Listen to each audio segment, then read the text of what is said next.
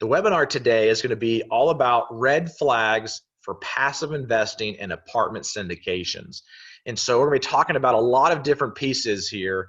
And so I'm going to go through each one of these things real quick, and then we'll get started with the content. So the first thing here is investing in apartments given the current market conditions. So right now, November 20th, 2019, is investing in apartments a good idea given the current market conditions that we're in right now?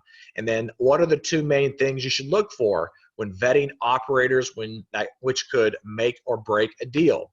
And then the next is going to be why preferred returns are crucial for investors.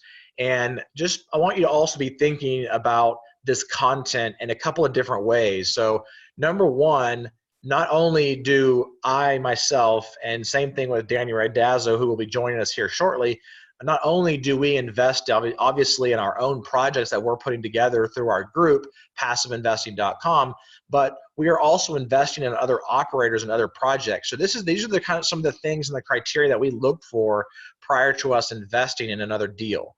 And so myself personally, I'm in 18 different syndications. I'm not sure how many Danny is in, but I know it's up there as well. And so we have a breadth of knowledge and a wealth of knowledge that spans not just our own deals, but even other deals and other operators.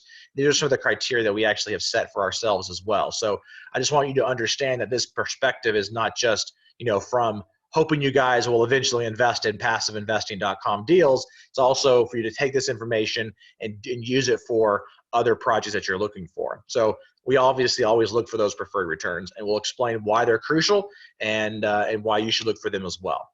The next thing here is going to be what are the three investment types not investment types, but different types of investment models for investing in apartments and why you should understand them.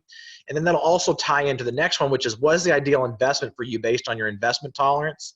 And then what is your ideal return metrics based on the business plans? And then should you be concerned about which markets you are investing in and why? And so we're going to go over these fairly in depth and in pretty large detail. So let's go ahead and dive right in. I obviously couldn't move forward without mentioning our group, passiveinvesting.com. So if you're interested, you can go to passiveinvesting.com. We have been closing quite a few deals, have many investors, several hundred investors in our projects.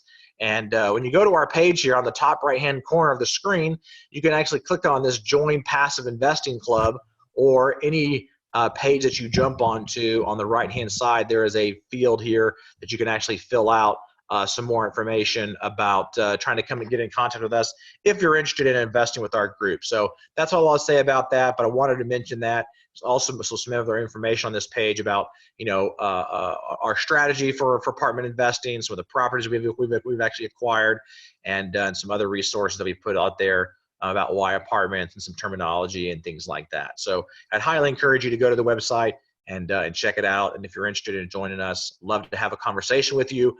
I will have a conversation personally with you about some of our projects and various things like that. So as usual, I don't usually have a PowerPoint that I use. I sometimes use them, but most of the time I just go off of our outline here and provide the content for you on here. So let me double check here. Looks like we do have Danny on the line with us. Did you make it on, Danny? I am here. Can you all hear me okay? Yes, we got it. Great. Thank you. Awesome, awesome. Well, I didn't really do an introduction of you at all, or even myself, but I figured most people could probably go to the passiveinvesting.com site and check out our bios there and get some more information about each one of us. I told them that you were kind of my guest on this particular episode because I wanted you to be here for this particular conversation. So glad to have you here, Danny.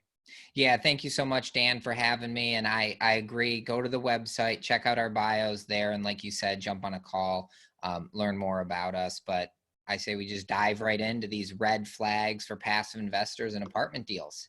Awesome, great. Well, let's go ahead and dive into this. I know we're already 12 minutes into the hour, and we'd like for this to be a little bit more interactive of a session. And so make sure you guys have your chat box up. And as we're going through the material today, type into the chat box any questions that you might have or clarification items so that we can make sure we're covering these in as much detail as possible. So first one of here is obviously investing in apartments given the current market conditions. And I think, the biggest thing that you have to think about is what happened in the past, right? So if you look back in, say, 2007, 2008, when the last market crash took the biggest dive, one of the things that you'll see in apartments is that it had one of the lowest default rates, if you will. So the default rates across all asset classes was around 4%, and on the asset for apartments, it was 0.4%. So it has a very low default rate. But even with that, one of the things that you have to look at is, and I get this question a lot, is that what if we buy a property and then all of a sudden the market, tanks or crashes or corrects or whatever, and the value of that apartment goes way down like it did in 2008? Because if you look at the values back in 2008, across the board, there was a tremendous drop in values of properties, even with apartments. But the thing is that there's only one time I really care about what happens to the value of the property, and that's when I go to sell the property. So even if the market corrects in the next year, I'm not going to sell in the next year if that happens. So I'm going to have to hold on to my property, make sure I have enough in operating reserves to be able to withstand those current market conditions so that I don't continue to have to worry about selling in that downtime. So, but the nice thing about apartments is that in those downtimes, the reason why the values go down is because the cap rates start to expand. So they start to go up, and when the cap rates go up, the values go down. And so, but as the market starts to correct itself, and on the other side of a correction or a market, crash, those cap rates start to go back down again. And so those are the things that we're always looking at. But the thing that does not usually go down very far is the income off of those assets. If you actually look at them over time, you will actually see that, yes, the values go down, but the income stays stable. And that's what allows you to be able to maintain throughout the actual correction there. All great points, Dan. I think just to add a little bit to that in terms of the current conditions as well, thinking about high-level economic indicators is also important. So in the chat box there, we were talking about the population of age groups growing. And just as you look at markets, I think population growth and job growth are two areas to also consider in addition to that. Yeah, exactly. All right, so the next thing on here is about the two main things you should look for when vetting operators, which could either make or break a deal. And these are two things that I bring up on our investor calls quite a bit because, I do a lot of investor calls every single week, and I get questions from not from operators, but I get questions from our passive investors that are saying, hey, how do I make sure I'm vetting another operator properly, even yourself? And there's two main things that I always encourage passive investors to look for, which are, to me, very big red flags when it comes to investing in these various types of investments. And we're going to get here in a few bullets about the different types of investment models. There's definitely certain investment models that have higher risk, which this would lean on heavier than some of the lower risk ones, but still is a good thing to have. And I would encourage you to make sure is on the team that you're getting ready to be involved with. Number one, you want to make sure that when you're vetting operators that you look for two things. So number one, you want to make sure that there's somebody on the team that has some form of background and success in business, successful background in business and operating a business, making high-level decisions, putting in systems and procedures and processes in place.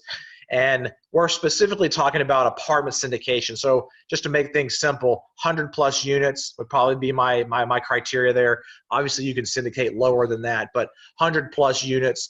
And the reason why is because these types of investments, we're not just buying an asset. It's not like a single family home. We're just, buying an asset and just letting it sit there. We're managing a business. So we have to know how to manage people. We have to know how to put in systems and procedures and processes in place. We also have to make sure we measure certain metrics, these KPIs, the key performance indicators, to make sure that we can pivot whenever we need to pivot, and sooner rather than later. So I know some operators I've seen only look at their numbers once a quarter. And the problem with that is that usually by the time you look at it on a quarterly basis, you're doing retrospective analysis. And that's okay. Retrospective is usually one of the most crucial ways to do things, especially looking at how the performance of an asset, but looking at things more frequently once a week, once every other week is much better than trying to do something once a quarter, because then you're actually already into the next quarter, and by the time you need to pivot, things have already gone down far enough. This is a lesson that I learned in one of my earlier businesses where I was doing quarterly analysis, and it really kind of bit me. I lost a lot of money. The business didn't go under, but I lost a lot of money. But now moving forward, I look at things on a weekly basis, and that's what we do with our group. And then the number two thing I would say, which is the two main things that you should look for, is look for an operator that is full-time in the business. Because I know you have worked hard for the money that you've saved up, and I also have done the same thing. And of course, I know Danny has as well. And so we want to make sure that we're investing in people who are putting full-time efforts into our projects and into our deals. And it doesn't mean that there can't be somebody on the team that is part-time, but who doesn't have that. But I want to make sure that there is a full-time person or full-time, somebody looking at the asset on a full-time basis, and they're not just running it during the nights and weekends as like more of like a hobby more than it is like a business. Because apartment syndication is a business, and it should be handled and treated like a business as well. And you have to make sure that you understand who your customer is in the apartment syndication business. It's not your resident, it's actually your investors. And yes, we still have to make the residents happy. We have to make sure we monitor those residents, but at the same time, you have to make sure that you go through and you're looking at that. So any other things to bring up for that, Danny? I think it is important to, also know them pretty well. Vet the sponsors, make sure that they're number one, qualifying to your two main items, but, also get to know how that sponsor has made money, what has taught them the value of a dollar, and what business experience do they have. I think the other important piece is alignment of interests, which is really a shoe-in kind of to that next topic around preferred returns being crucial for investors. So as a passive investor, when vetting opportunities to invest in, you need to make sure that the investor interest, AKA your interest, is coming first in the deal. And basically, a preferred return means that the first dollars made on a property is going to go to repay the investors.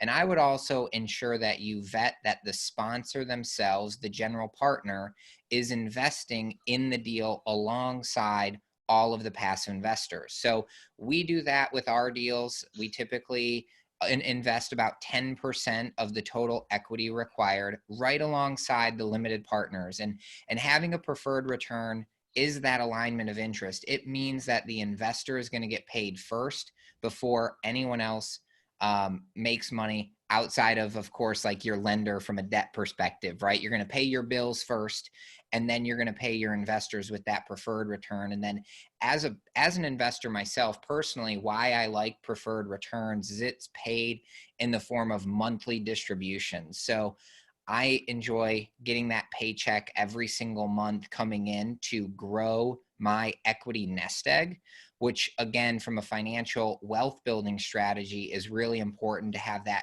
compounding effect where you're continually earning income and you're able to put that income back to work to go out and make more income. So I think that's all I had. I think there was a couple of questions in there, Dan, that you might have wanted to answer questions on. Yes, I do have a question here from Chris. He said, do you think it's wise to require a sponsor to have gone through a full real estate cycle? Investing in apartments the last 5 years is basically everybody has made money. It's been too easy. And I'll take this one, Danny. And I know that there's another question here that I can let you take if you'd like. Yep. From Rob there. Chris, to answer your question there, I don't think it's necessarily whether it's wise or not, or whether you should require it or not. I think there's a lot of other criteria that you should vet a sponsor with. And I think that one of those things, several of those things we've already mentioned, is making sure that they're full-time in the business, make sure they have some background and success in business, because you have to make sure that they know how to run a business as well. And you're right, there has been a lot of people who have made a lot of money in the last 5 years, and not a lot of people have lost money in it. And I think a lot of that has to do with their tolerance and underwriting and financial analyzing. And that's one of the reasons why when we, as our group, our group passiveinvesting.com, when we underwrite a deal, we have a lot of room for error in there, and we stress test the model in more ways than you would even care to know. And so I would just encourage you, number one, to really understand and know that sponsor. Make sure that if they did go through a full real estate cycle, you get the details on that deal. Get some details on what actually happened, meaning what was the original business plan and what did they actually execute on?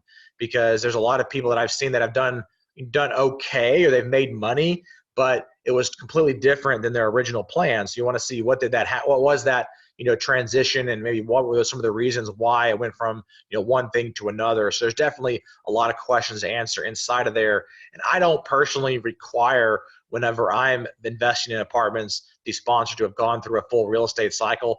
I like for that to have happened, but it's not necessarily a requirement for me from an investor perspective. Perfect. Dan, I'm going to do kind of rapid fire here on these couple of questions and then maybe jump into our next topic here. Sure. So Rob, on a 2-year building project, should the syndicator publish some sort of reports? I think absolutely.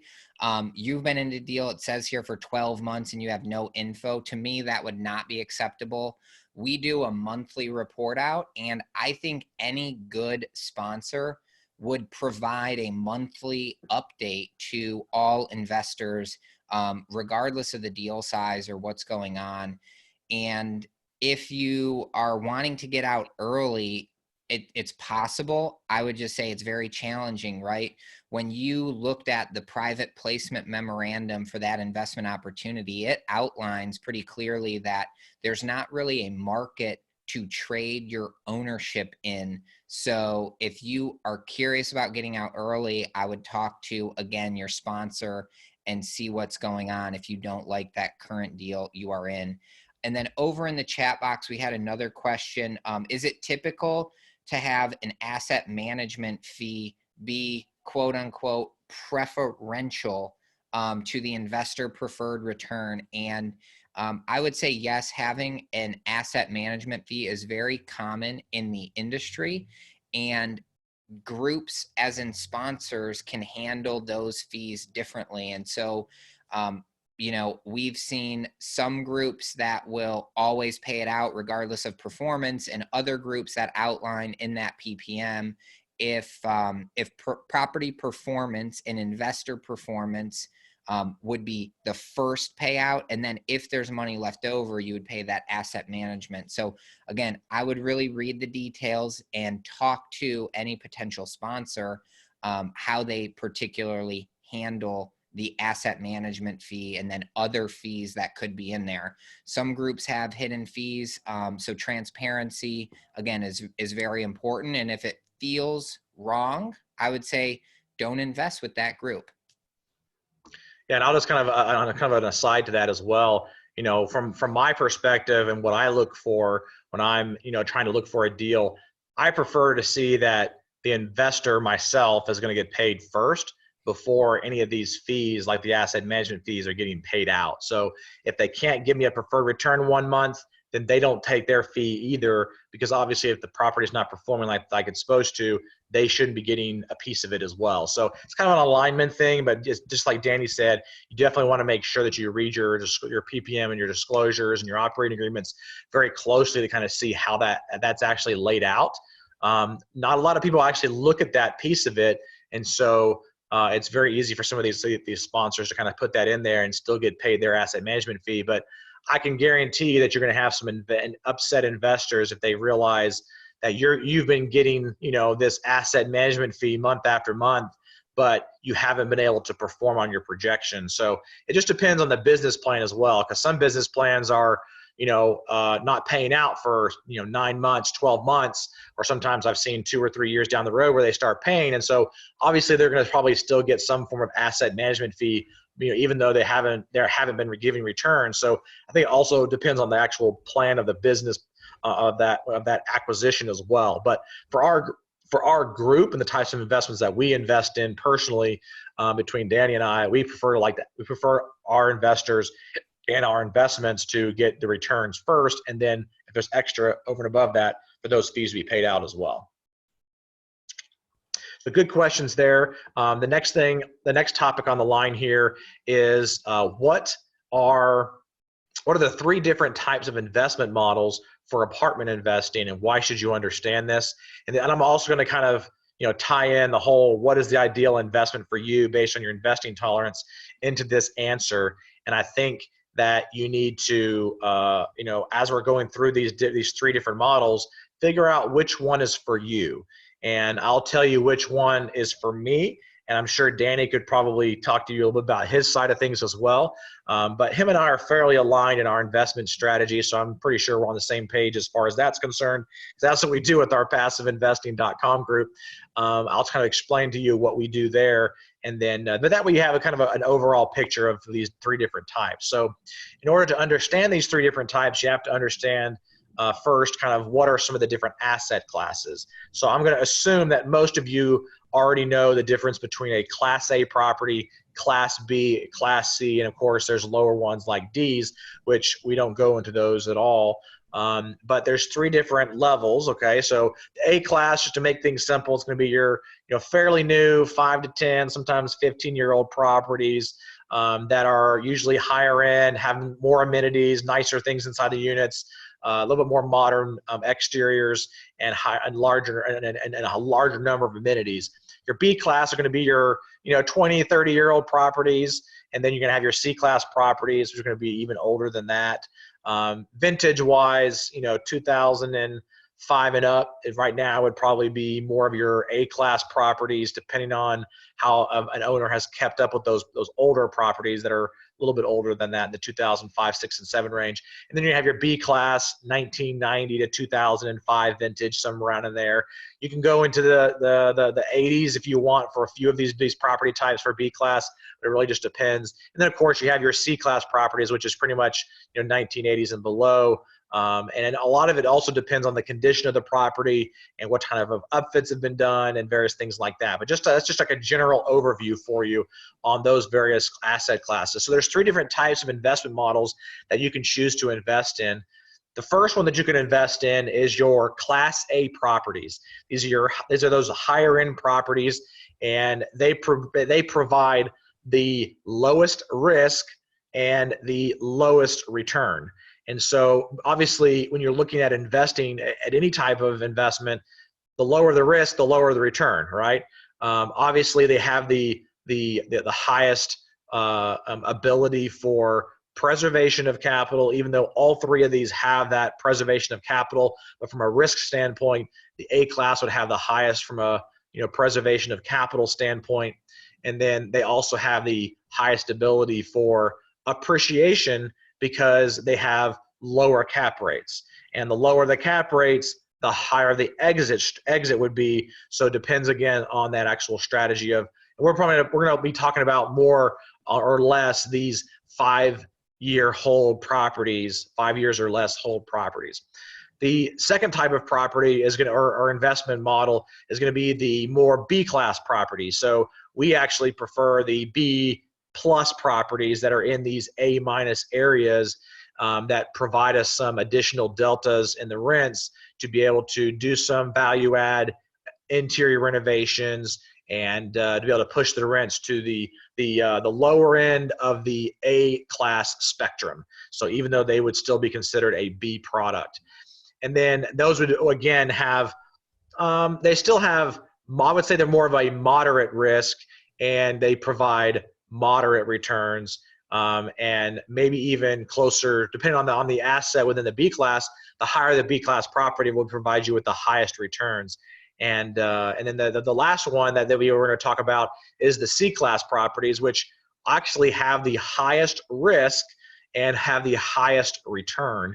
And a lot of that has to do with multiple different factors. But when you're talking about the 2 things we talked about earlier about how to vet these operators properly, these C-class properties are the ones you want to have the highest attention to detail on when you're vetting those operators, because they have to know how to run these C-class properties and know how to manage these types of renovations on these assets as well, because a lot of C-class properties have really high vacancy, really high occupancies, so really low vacancies from a physical standpoint, meaning that they have units filled, but from an economic occupancy standpoint, it's actually quite a bit of a different story because they have a lot more turnover, they have a lot more evictions in play and things like that. And so you just have to ask yourself, where do you see yourself in these various types of investment models, and which one would be the best for you given what your plan is and where you are in life as well. And I know, Danny, you had a few things you wanted to touch on there about the different types and why there might be differences between those three different models. Yeah, and just for like ease of clarification in my example, I'm going to give a wide variety of each type of investment just for reference purposes, because I think these will resonate with people. So an A-class building and location to me would mean a brand new build in New York City where rents are, shoot, I don't even know, I'm just going to say $7,000 a month for a 1-bedroom in New York. Basically, the property needs zero work. All of the value is kind of created and in place. So what you're doing is you're making an investment and it's going to produce a little bit of cash flow on an annual basis. And you have a very good probability that people are going to live in New York City and they're going to rent a luxury apartment. So that's kind of the A-class philosophy. The B-class, let's just use a recent example, Raleigh, North Carolina. We found a great property in a fantastic location where people make $100,000 a year and rent right now, because it's an older property, it's about 20 years dated on the interiors. People are paying about $1,100 a month. We're going to go in, add value to that asset, right? So in the B range, you have the ability to force appreciation. What Dan said is increasing the rents. So doing the work, increasing the rents, you're going to be able to force that appreciation over that hold period, that 5-year time frame. And so the B investment, you're going to get a little bit more cash flow on a monthly basis compared to the A, and you're going to also have that upside appreciation when you go to exit the property. Now, a C-class asset, if you're not familiar with Charleston, South Carolina, go ahead and Google it, but I'm going to use an example of buying an apartment community in North Charleston. So it's a little bit of a rougher neighborhood. It is a little bit more rural. There's not as many jobs in that specific submarket. And so a property there that's like 30 or 40 years old, you don't have the ability to add a ton of value because the neighborhood is never going to be like Raleigh, North Carolina, right? It's going to continue to be about the same.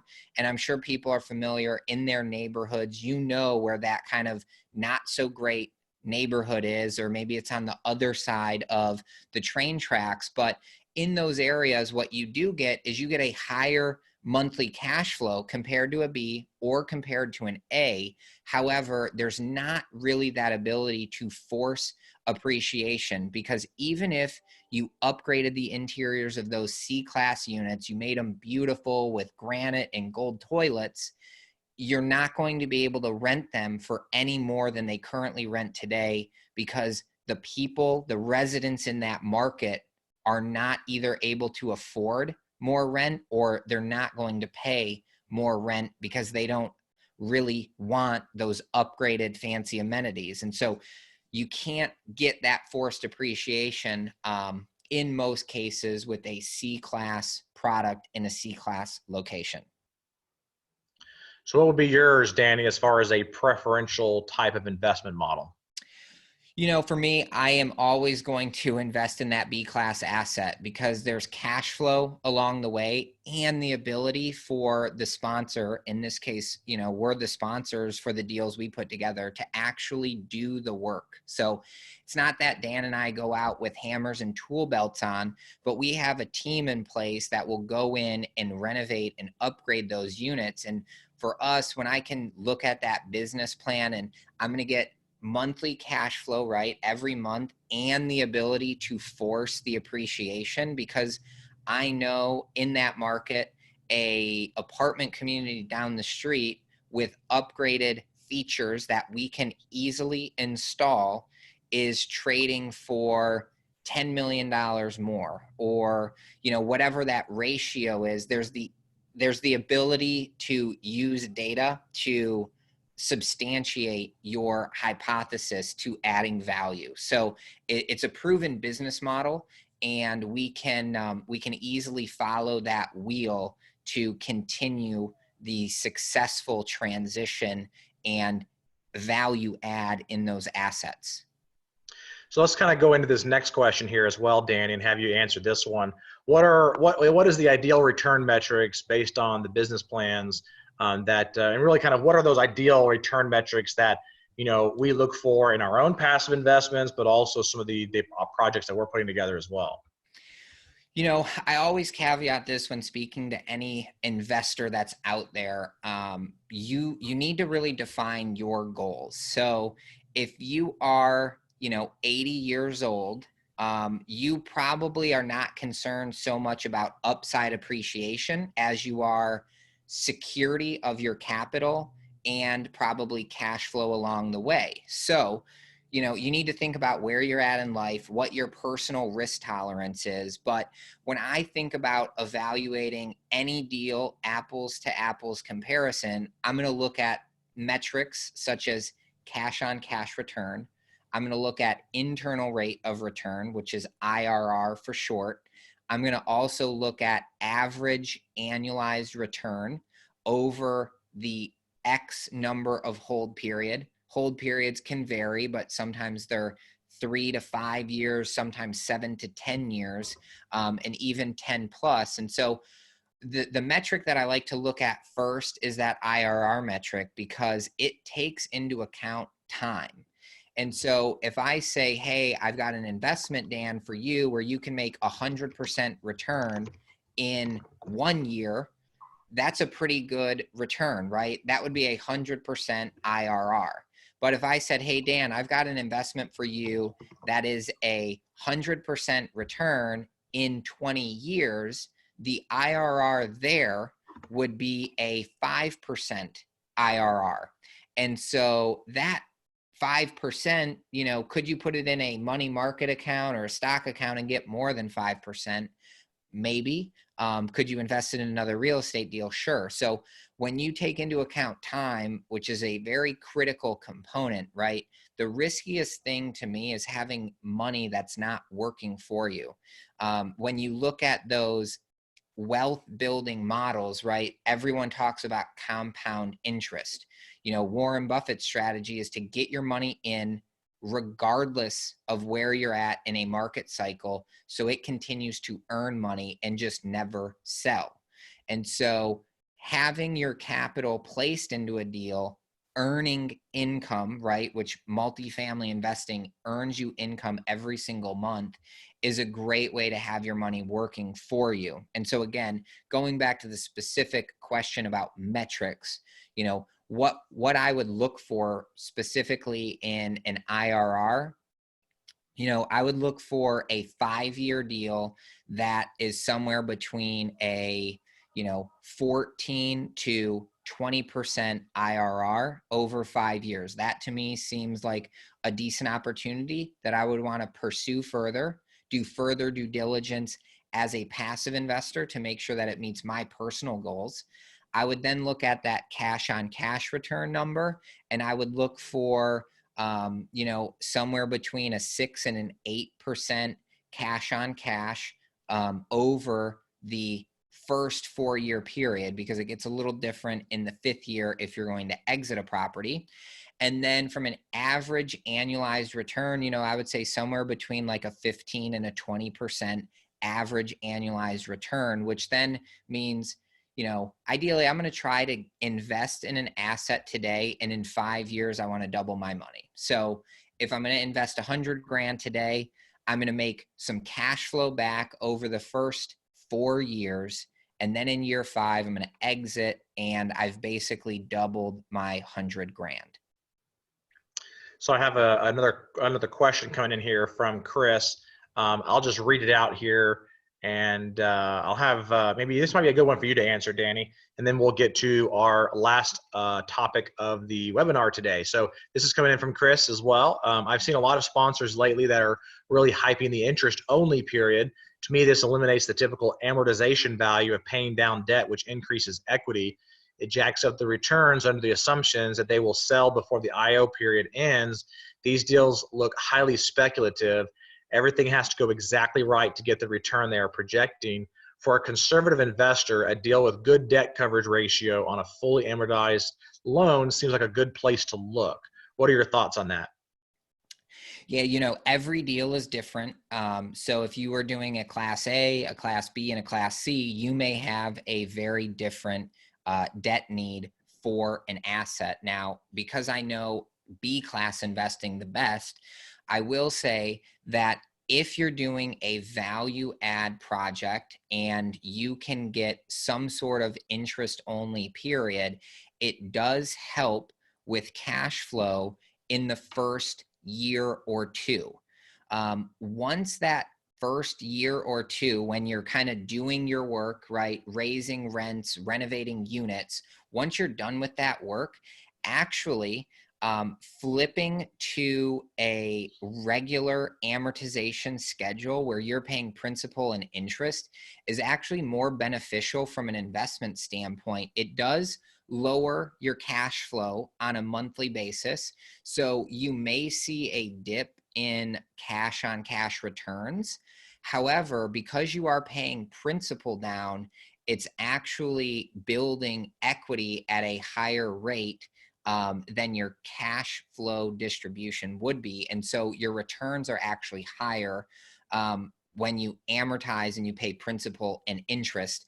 And so I think having a good balance of debt is extremely important. It can make or break a deal if you don't have the right debt structure in place. And so having a sponsor, again, that you feel is very knowledgeable of the debt space can clearly explain it. I think it's always important. And if you have a sponsor who's just saying, let's go with IO interest only for the whole hold period, I would ask them that question of, have you considered another type of debt product and how do the returns look? Because you can absolutely balance it. You can have it be successful and have it benefit investors in the highest and best use. And I'll pause there. Yeah, that was a good answer. I would agree with that. And last question here. I know we're coming up to the last 15 minutes here of the hour. Should you be concerned about which markets you are investing in and why? And I think the best conversation to have here, Danny, would be around cap rates. And a lot of people in the space and a lot of gurus will, teach students to chase the highest cap rate possible. And so it tends to, especially in the current market conditions, it tends to bring investors into some of these, tertiary markets that, no one's ever heard of before. And it's to me a lot riskier to, buy in those types of markets, especially because of what could happen with those markets in some form of a downturn, which we've obviously already talked about that a little bit. But, one of the things that I like about low cap rates, which is what everybody should be concerning themselves with, is you shouldn't be scared to invest in a low cap rate market, because chances are that market is low cap rate because it is a good, solid, stable market, even through some sort of a correction or downturn. And so we also have to always look at the exit in mind. And so we obviously have ours on a 5-year hold projection, and then we exit that deal and do a 1031 exchange and move into the next property. And so we can continue to grow that investment. But from a cap rate, calculation standpoint, it takes me the same amount of time, energy, and effort to put in a value add play in a tertiary market, 8% cap rate market than it does a 5% cap rate market. And if I'm spending the same amount of time, energy, and effort, and I actually increase the net operating income of each one of those assets in those two different markets, in the 5 cap market, I've actually increased the value of that property when I exit to right at $2 million. But if I'm in the 8 cap market, I'm only at 1.25 million. So you just have to kind of think about, where you are and what your plan with the business, what your actual business plan is. But to me, and what our group likes to see is low cap rate, stabilized markets that we know that have a higher probability of having a lower hit on some sort of correction or recession to go on along with that. What say you, Danny, on that point? Yeah, I'm gonna switch gears to just some high level economics real quick. So bear with me, everyone. I'm gonna keep it as short and easy to explain as possible. Basically, what a cap rate is by definition is the return required on capital to invest. And if you think about New York City, right? There is a ton of capital and competition in that market. People love the property in New York City, right? I'm talking Manhattan. Cap rates are very compressed there because you have so many people who are willing to take a lower return on their money, right? If they bought a $10 million property with cash in a 3 cap market, that 10 million is going to earn a 3% return, or it's going to earn about $300,000 annually, right? So there's a ton of competition there, which drives that cap rate down, which means there's a lot of people willing to put their capital to work in Manhattan. If you look at the opposite, Dan's example was an 8 cap market. What that means to me, and from an economic standpoint, is there is less competition in that market, and it's probably for a good reason. People are requiring a higher return on their investment because it is, like Dan said, a riskier investment in most cases. So these 8 cap markets, they are probably well outside of city limits, right? These are rural communities. And when I start thinking about outside of city limits, major metros, I think about, again, going back to the economics of things, is there job growth and is there population growth to sustain? And they both play off each other. So if there's no jobs, people can't pay rent. If there's not incoming jobs, people likely aren't moving there, or it's a demographic that's moving there that you wouldn't want to have as a resident.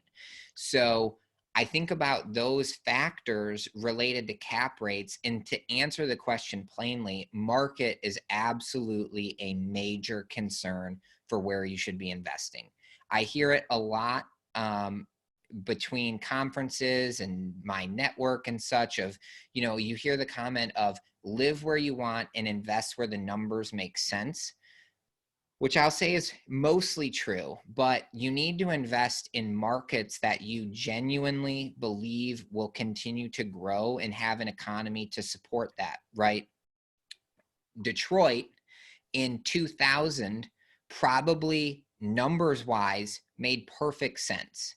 However, the change in the economy had a massive flood. I think it was the largest population decrease in any city in the country. And with that, all the jobs went, all the people went. That market, not such a great market to invest in, to have a sound, stable, secure place to park your money, with an opportunity to make a return. And so think about those high level economic indicators when you're looking at and evaluating markets that you want to invest in. And which is why, we are so strict in our criteria. We have about 8 cities that we consider investing in. And if a deal is sent from a city outside of those 8, it's a no. No, thank you, but thanks for sending it. We're not even going to look at it. Because that's how important a market is. And that's, when I look at my personal portfolio of investing, I want to put my money to work in a place where I think the economy is going to continue to sustain itself. And so, that's markets like Raleigh, that's markets like Greenville, South Carolina, and so on and so forth. So the last thing that I would leave everybody with as well is more kind of a, it's not anything that was part of the webinar today, but it still goes on the same lines of, what to look for in passive investments. And one of the things that I look for, and I know a lot of our investors look for, is investments that they can be proud of. And so one of the things that I like to do is if I kind of pretend that I have my best friend and driving around town where my property is, and hey, look at that property, I own that, and show it off? Or would I drive by the property and not even tell them that was the property that I own because of the type of asset it is? And so a lot of times, even investors that we work with tell us that the reason why they like investing with a lot of our projects is because they could actually visualize and see themselves living in the property. And that's one of the things I do as well when I look for investments to invest in, is that could I actually see myself living in that property? And so those are that's just like an extra bonus for those of you who didn't even ask, as some extra things that we've seen from some of our investors and some of the things that we do personally when we're investing in assets as well. So there's no other questions that have come in here. So I want to thank everybody for your time. I really appreciate it. And for those of you who have not done it yet, make sure you go to the mfinsummit.com and register for the summit that's coming up in January 2020.